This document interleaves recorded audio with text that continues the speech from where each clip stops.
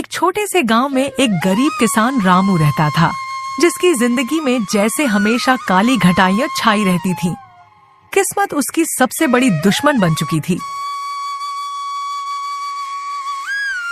रामू के पास बस एक छोटी सी झोपड़ी और थोड़ी सी जमीन थी, जिसमें साल भर मेहनत करने के बाद भी मुश्किल से गुजर बसर हो पाती थी। हर बार फसल तैयार होने के पहले ही कभी सूखा तो कभी बेमौसम बरसात उसकी सारी मेहनत पर पानी फेर देती। ये देखते हुए रामू का दिल टूट सा जाता। वह सोचता, क्यों मेरे साथ ही ऐसा होता है?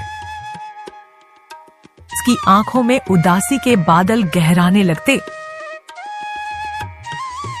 रामू की जिंदगी केवल मेहनत, मजदूरी और संघर्ष में ही बीत रही थी। उसकी पत्नी सीता उसकी ताकत थी, जो हमेशा उसे हिम्मत देती थी, लेकिन उसकी उदास आंखों में छिपी तकलीफें रामू को अंदर तक झकझोर देती थीं। उनका बेटा गोपाल भी किसी तरह मजदूरी में हाथ बटाता था।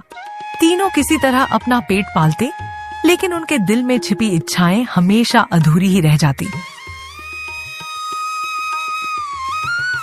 रामू हर रोज भगवान से अपने दुखों का अंत करने की प्रार्थना करता। उसकी आंखों में उम्मीद की हल्की सी चमक होती, लेकिन किस्मत जैसे उस पर हंस पड़ती। उसकी उम्मीदें हर रोज टूटती चली जाती। एक दिन गांव के सरपंच ने खबर सुनाई कि राजा ने गांव के गरीब लोगों की मदद का आदेश दिया है। सरपंच ने सभी को राजमहल में जाकर अपनी समस्याएं बताने के लिए कहा। रामू की धड़कनें बढ़ गईं और उसके दिल में थोड़ी सी आशा की किरण चमकी। उसने सोचा, शायद भगवान ने मेरी सुन ली है। अब राजा से मदद मिलेगी तो मेरी जिंदगी बदल जाएगी। अगले दिन रामू की आंखों में उत्साह और दिल में एक नई उम्मीद थी। वह राजमहल की ओर चला, लेकिन उसके मन में सवाल उठ रहे थे कि राजा सच में उसकी मदद करेंगे या नहीं। वहां उसने देखा कि बहुत से लोग अपनी फरियाद लेकर आए थे। जब उसकी बारी आई तो वह कांपती आवाज में राजा से बोला, महाराज, मेरी हालत बहुत खराब है। मेरे पास कुछ नहीं है, फसल ठीक से नहीं होती, बारिश का कोई भरोसा नहीं रहता। कृपया मेरी मदद कीजिए। उसकी आंखों में आंसू छलक आए। राजा ने उसकी बातें ध्यान से सुनी और गहरी सोच में पड़ गए। कुछ देर बाद उन्होंने कहा, रामू, मैं तुम्हारी मदद जरूर करना चाहता हूं, लेकिन तुम्हें एक छोटा सा काम करना होगा। रामू के दिल में थोड़ी दुविधा और उत्सुकता जागी। उसने पलकें उठाकर पूछा, महाराज, क्या करना होगा?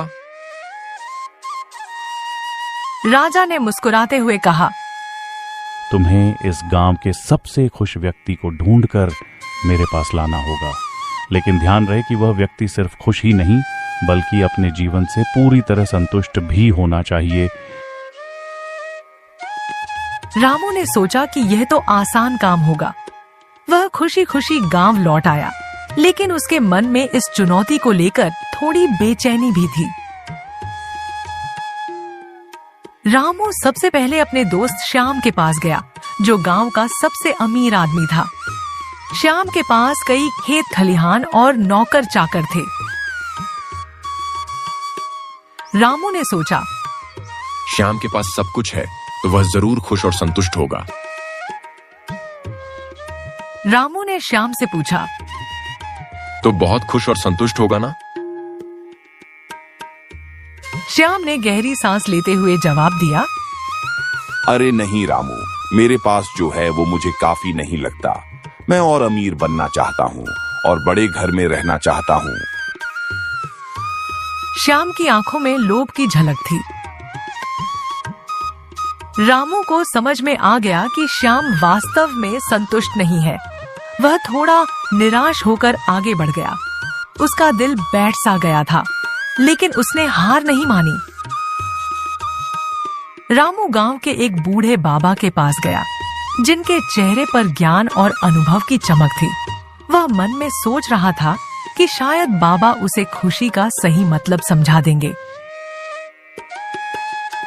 रामू ने बाबा से पूछा, बाबा, क्या आप अपने जीवन से संतुष्ट हैं? बाबा ने मुस्कुराते हुए जवाब दिया, बेटा, संतुष्टि गहरी बात है। मैं जीवन के आखिरी पड़ाव पर हूँ, लेकिन अब मुझे सिर्फ इतना चाहिए कि मेरा आखिरी समय अच्छे से बीते। बाबा की आवाज में उम्र और अनुभव की थकावट थी। रामू को समझ में आया कि बाबा भी पूरी तरह संतुष्ट नहीं है। उसकी आंखों में मायूसी झलकने लगी और उसने अपनी उम्मीद लगभग खो दी थी। रामू की मुलाकात एक गरीब बंजारे से हुई जो अपनी झोली लिए खुशी खुशी घूमता रहता था। उसकी आंखों में एक अजीब सी चमक थी। रामू ने उससे पूछा, भाई, क्या तुम खुश और संतुष्ट हो? बंजारे ने हंसते हुए जवाब दिया, हाँ भाई, मैं अपने छोटे से जीवन में ही खुश हूँ।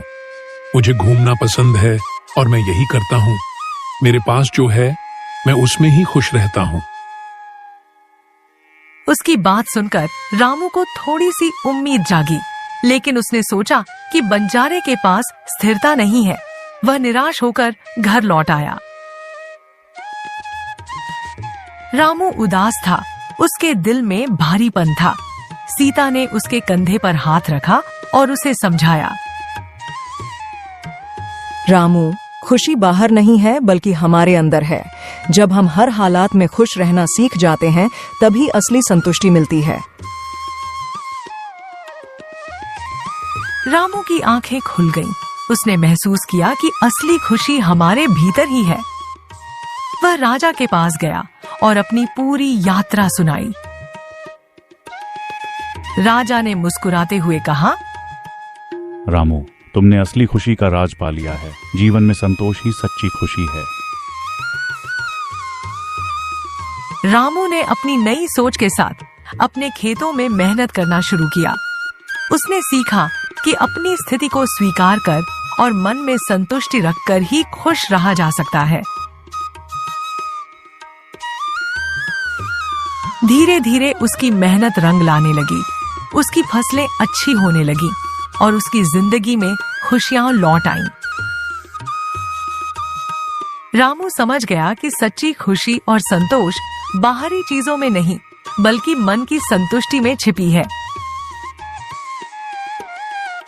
रामू की जिंदगी में तब बदलाव आया जब उसने अपनी असलियत को स्वीकार किया और छोटी छोटी चीजों में संतोष ढूंढा।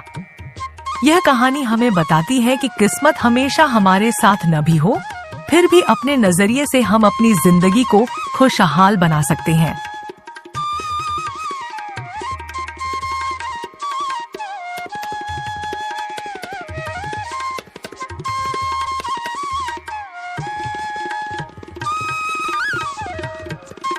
अगर आपको ये कहानी पसंद आई हो तो वीडियो को लाइक, कमेंट, शेयर करें और ऐसी ही मजेदार कहानियां देखने के लिए सब्सक्राइब करें और चैनल से जुड़े रहे।